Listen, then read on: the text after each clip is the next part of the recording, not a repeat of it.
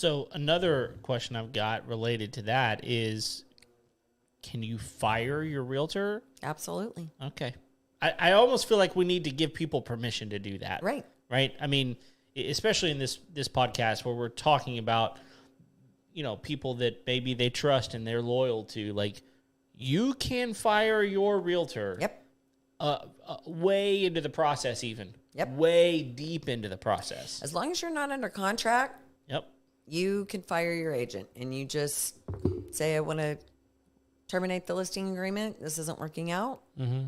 And that's it. I got news for y'all. It's Texas. I can fire anybody. That's true. exactly right. That is true. I'm obviously being a little silly, but it is true. Like in Texas, like even if I have to tell clients this all the time, like you have a contract, so fire them. You're unhappy, fire them. Right. Make them have recourse. Yep. Make them come at you because they're not gonna. No. Right. It's not worth their time. Yeah. And if your agent's being unethical, you need to report them. Sure. I mean, at the end of the day, unfortunately, there are way too many real estate agents out there who are not ethical. There just are. And for whatever reason, they thought it was going to be easy money. They thought, whatever they thought. Yeah. But the reality is that I think that people do need to do their research. They need to look at reviews, make sure that they have reviews, ask them if they have any, do you have anybody that I can call and check you out, right? Yeah. Don't be afraid to ask for referrals. And it's important because when you sell that house, there are so many things that could go wrong. And you need somebody that you can trust that is going to have your back. I mean, I had a client who had evidently been poached by this investor for the last 2 years. And he knew everything about their family. He knew everything about their kids.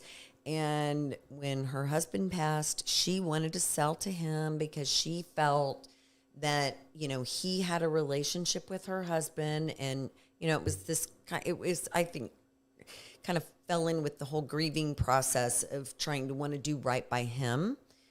So You mean she felt like she was honoring her husband? Correct.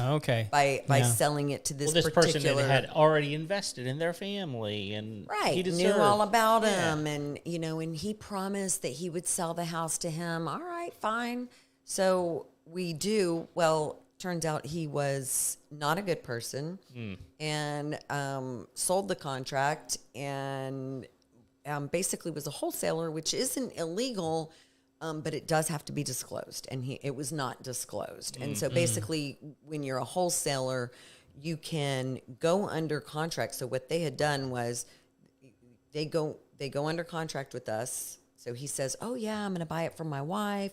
So, of course, my client's feeling all special because her house that she loves so much is going to go to this wonderful human and his wife. And turns out that he honestly, in the same day that we signed that contract, turned around and sold the contract to someone else, to a group of investors who then marketed the house for $60,000 more than what we sold it to him for. Wow. To other agents. Naturally. And they were going under contract.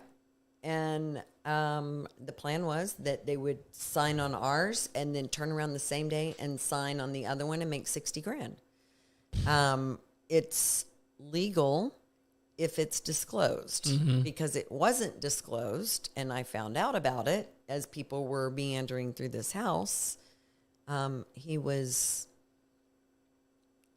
strongly advised to terminate the contract that we had, or we might be seeking legal counsel. And so he did. Good. And, then we sold it to the agent that he was selling it to out from underneath us for $60,000 more. So how about that? There you go. But there again, like having a realtor that knows what they're doing, knows what they're looking for, is watching out for you. is so very important. So do your research, do your homework, ask a lot of questions. Yep. You don't have to trust people just because they seem very nice. That's the key. Yeah. Just because they're nice. I mean, I mean, here's the other thing though, is like when we're dealing with situations like this, I feel like it would be advantageous to parents and their children to have an agent that has access to resources. 100%. Because most of the time I would imagine, and you can probably speak to this, is like we're probably dealing with people who are embedded like ticks, you know, and are going to need help organizing, who are going to need help packing. Like they're not in their 20s and 30s anymore. They're not going to be stuffing cardboard boxes and loading them into trailers themselves. They're going to probably need like a moving company. They're probably going to need packers. They're probably going to need organizers. They're probably going to need cleaners. There's probably stuff that needs to be done to the home in order to get it ready to sell. I mean, there's going to be so much that needs to happen, which is why I think there's probably a lot of people who are getting, I hate to use the word like predatory, but like these reverse mortgages that they're pushing on elderly people now. You know, good old Tom Selleck is out there pushing these reverse mortgages, saying like, look, it's so much easier. You can just use the equity in your home to get a paycheck every month to add to your income so that you don't have to leave your home. You can stay in your home and access the equity and then just move on with your life and stay put. Because staying put, honestly, probably is just so much easier mentally. Right. For,